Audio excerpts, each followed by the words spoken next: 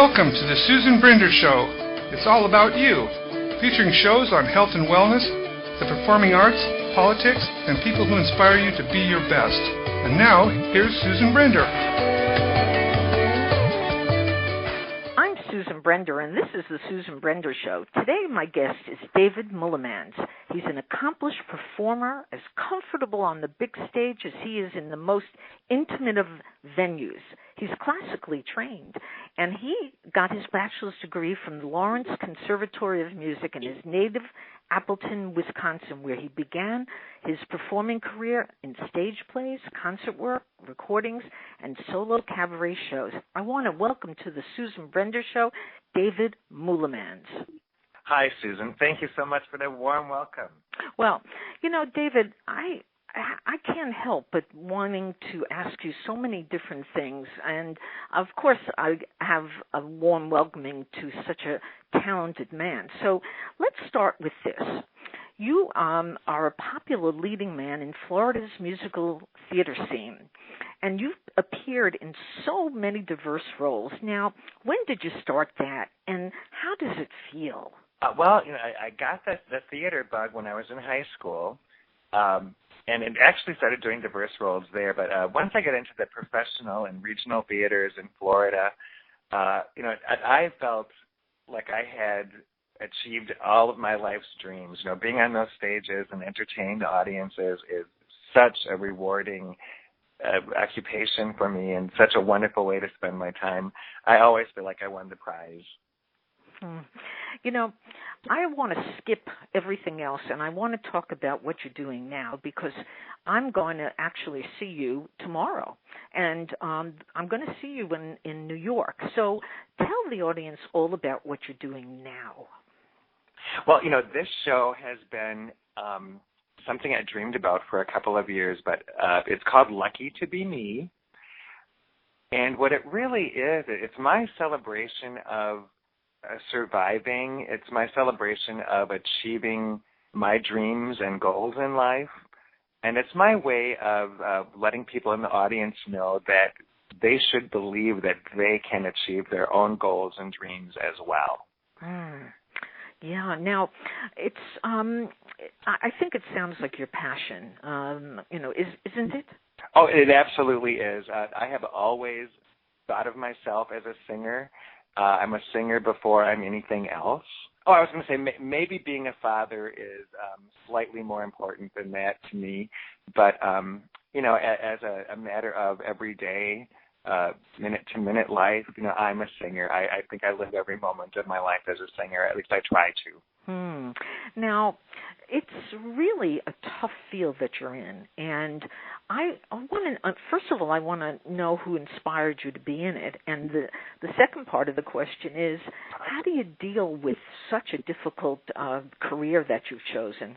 Oh, well, these are wonderful questions. I think I've been inspired by everyone I ever saw performing on television when I was a little kid, Dean Martin and Frank Sinatra and all those guys, or Sammy Davis Jr.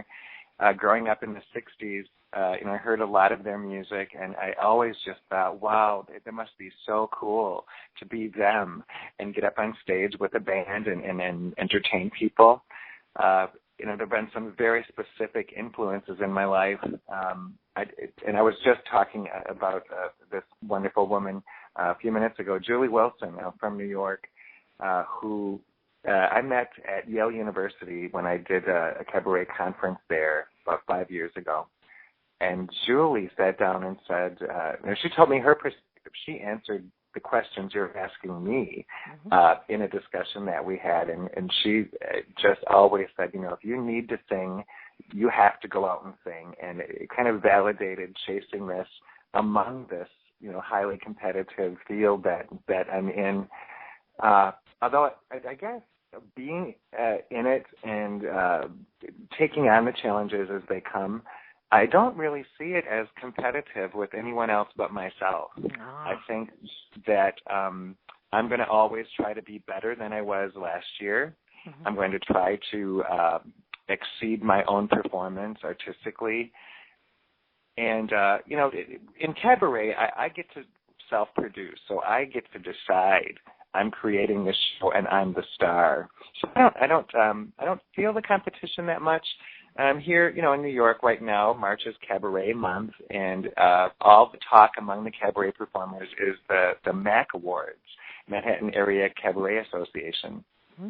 Taken on because the ballots for all the winners of these very prestigious awards have just been out in the mail, and everybody's talking about who they're going to vote for and all of that. So I see the competition in that way, but it doesn't stop me, or it doesn't really form any kind of barrier to me, because I'm really very independent. I do what I like to do. In fact, I don't know all the rules, so I can't follow them all. Right. Yeah, well, of course. Now, I'm very interested in telling the audience and explaining to them what cabaret means, because there's so much different music on our stages today, and there's always been. But cabaret has a special kind of feeling to it. Now, would you tell our audience about what is cabaret? Yes, and I have had so many discussions about this, and it's really very difficult to describe it, but my own personal definition. Cabaret is an intimately shared evening between an entertainer and an audience. It is the entertainer as a person as opposed to the entertainer as a character. And when we see Stop the World, I Want to Get Off, we're watching Little Chap. Or when we see Company, we're watching Bobby and his friends. When you come to my cabaret show, you're meeting David Meulemans, and I'm telling you what happened to me, what my life is about, what my experiences are. And my intention with that is to identify how we're alike. Your heart and my heart have had a similar experience, and I want to spend a moment enjoying that together. It's that intimate personal connection, and I think that, in a nutshell, is what cabaret is about.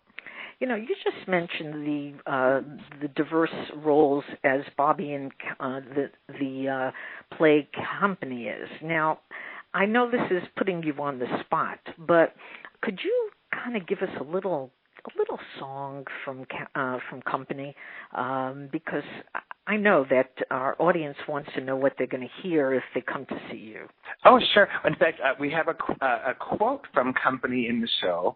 It's actually been turned into a medley that contains a couple of songs, but one of the things I talk about in the context of relationships is, it's the little things. So go ahead. The little things you do together, that make perfect relationships. The hobbies you pursue together, savings you accrue together, looks you misconstrue together, that make marriage a joy. Oh, that's great. Thanks. And we go on from there about it. Again, it's a way for me to find common ground with the audience. I get to say, you remember that feeling? Remember that feeling. In fact, one of the other songs, remember that feeling when you met a baby for the very first time. It might have been your own baby, or it might have been someone else's, but you stick your index finger in by the baby, and that little child grabs onto that finger. And it's a magical moment, and I have a song that talks about that. By my songwriter David Kent from England. And I just think it's an incredible moment for us to revisit together. Oh, it sure is. Yeah, and it changed your life in a heartbeat. Now, one of the things that I remember about Bobby and Company was that he was afraid of having a relationship, getting married. Isn't that true? Oh, yes. So what do you attribute to that? His fear of wanting to get married? Yeah. Having been inside that character, I know he saw the relationships of those 5 couples that revolve around him in the show. And I think he questioned whether or not he wanted the give and take that goes with those relationships. Every relationship sometimes disappoints, and I think he was afraid of that. Relationships require commitment, and he was clearly afraid of that. And I think, in a way, also entering a relationship means, in a sense, accepting the other person's definition of who you are. Right. And I think that scared him as well. And who wants to be placed in a box, or limited somehow? So I think that was the larger searching question that Sondheim was exploring. Yeah. Now let's talk about David Meulemans. You talked about Bobby in a play, which was fiction, but what about David Meulemans? What kind of person is he? Oh my gosh, he's overly sensitive. No. I'm a person, I think one of the things that defines me is I actually have such a sense of appreciation for the things that come to me in life.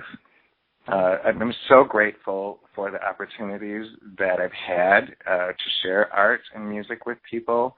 I'm so grateful that I've been able to attain a certain age and have good health and have the energy and the in physical condition to still go out and sing and perform. In fact, I'm 55 now, and I've always expected that my life at 55 would kind of blossom out into this creative, artistic endeavor where my earlier years were really tempered by having to pay the rent and making the money to support myself and my family and all of that.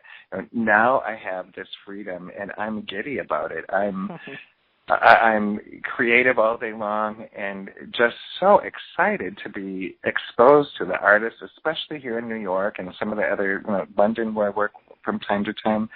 It's just such a blessing to be among some of the most talented people in the world and be able to learn from them and watch them and try to honor them in my own performance. Now, you work with a guest that we've had on our show a number of times, Richard Skipper. And Richard Skipper is just a marvelous and exciting man, and he's done so many things all over New York and every place else. And I want you to tell us about your relationship with Richard and what he's doing with you now with the Metropolitan Room. Absolutely. Richard and I have known each other for, maybe 4 or 5 years now. We're not clear on how we actually met. I think it was through social media to begin with, probably Facebook. But I was in the city when Richard was having a Christmas party a few years ago, and he invited me up. I rode the bus from Port Authority up to Richard's party with several of his other friends who were all singers. And we were Christmas caroling and things like that, but Richard noticed that my voice carried above a lot of the other singers and that I knew the lyrics better than some. So he kind of asked me to sing out and lead the group a little bit, and I think from that he gained some appreciation for me as a performer, as a singer. And, later on, I approached him to be my publicist here in the city since I live in Fort Lauderdale. And I'm not that well known in the cabaret circle in the city here, which is a challenge as an out-of-towner coming to New York and trying to make a presence here. So I was smart enough to hire Richard, and he's been just tremendous about introducing me to people and getting my message out there, getting my name out, talking about the show. I mean, he's my biggest fan, one of my best friends, and one of my valued members of my creative team. Now, let's talk a little bit about the show. Yes. It starts tomorrow. Am I correct, at the Metropolitan Room in New York? Actually, it's Saturday the 19th at the Metropolitan Room in New York. It's one night only this trip. Oh, why is that? I'm the artist in residence at Metropolitan Room this year, and Bernie likes to have one performance as opposed to 2 or 3 in a row. And I agree with that. It rather makes people all decide to see you on the same evening rather than kind of watering down your audience a little bit, especially, again, for me as an out-of-towner. My draw is still in development, so to speak. So Bernie, as the club owner, and Richard, have supported this idea. So we come in, or I come in, deliver the show on a Saturday night, and then I'm gone. Then I'm on to the next thing. Though the show will be performed wherever I can find a place to do it. Sure. And with the recording, we're hoping to actually spread the word about the show with that.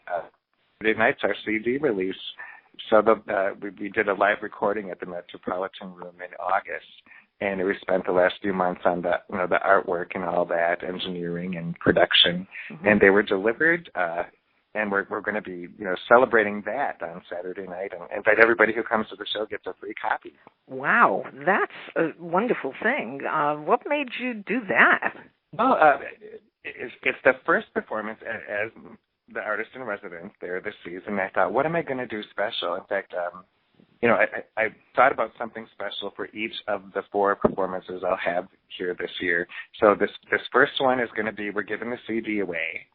The next one in June, I'm actually going to be bringing David Kent from London will be in New York to do a guest appearance with me, and we're going to be rolling out, announcing a new show that I'll be doing in London at Crazy Coq's in July. That's the David Kent Songbook. How interesting. And, it's incredible. And David is a songwriter who, I describe him frequently as sharing my heart.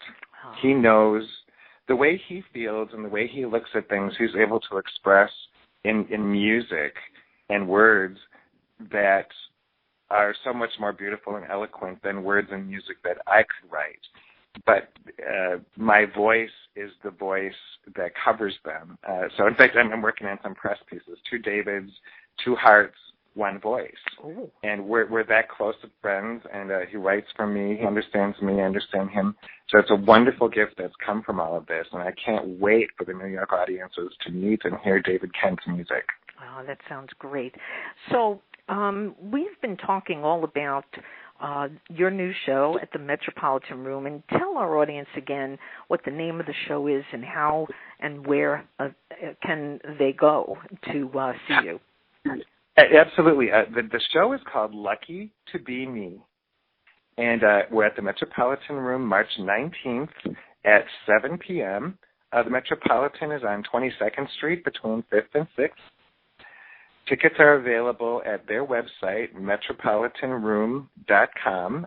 You can go to the calendar for March 19th or use their website to search to just look for Lucky to Be Me, and that way you don't have to worry about spelling Meulemans. There you go. Well, my guest today has been Richard Meulemans. He's a cabaret singer, an artist. What else should I call you, David? Are you a writer as well? I'm not a songwriter by any stretch, and I've tried several times, and it's something I really should not do. Well, we all have our special skills, and your skill unquestionably is singing cabaret. So thank you so very much for being on the Susan Brender Show. Oh, Susan, thank you. It's been a real pleasure to spend this time with you today.